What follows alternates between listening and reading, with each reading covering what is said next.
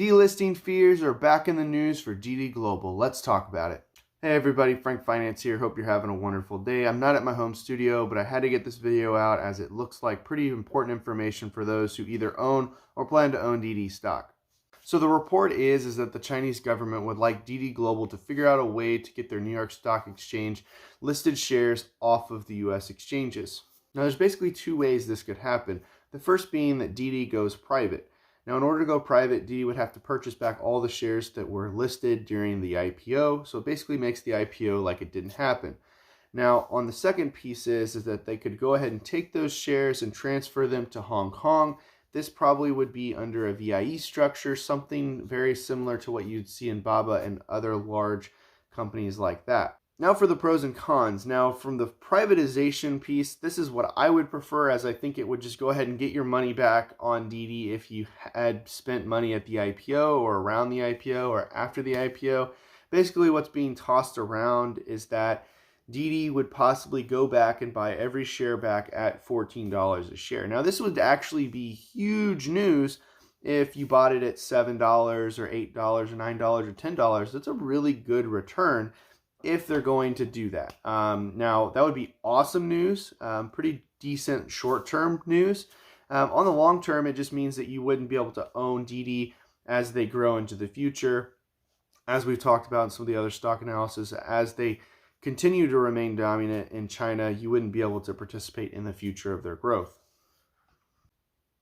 Now for option number two, they go ahead and take the US shares and list them in the Hong Kong exchange. Now I'm a little on the fence here on how to think about this.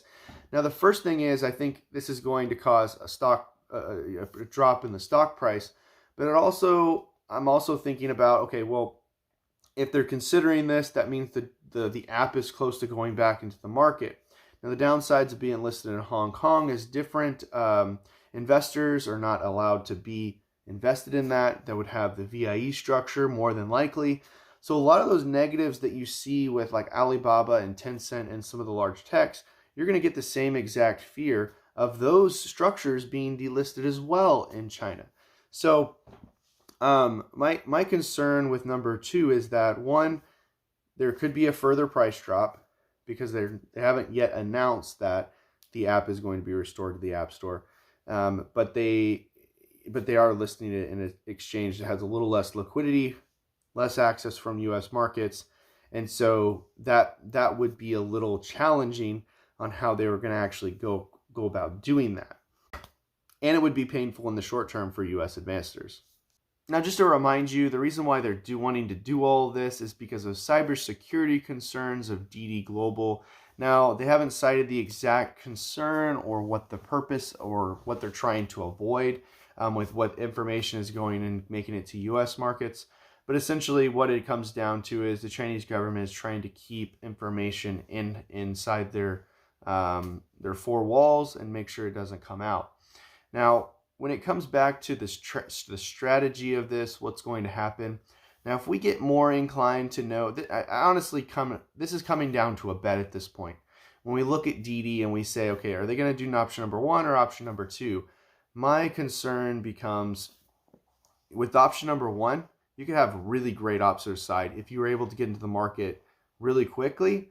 I mean, where they're trading at right now, you have at least a minimum of 40% upside if they bought it at $14 a share, right?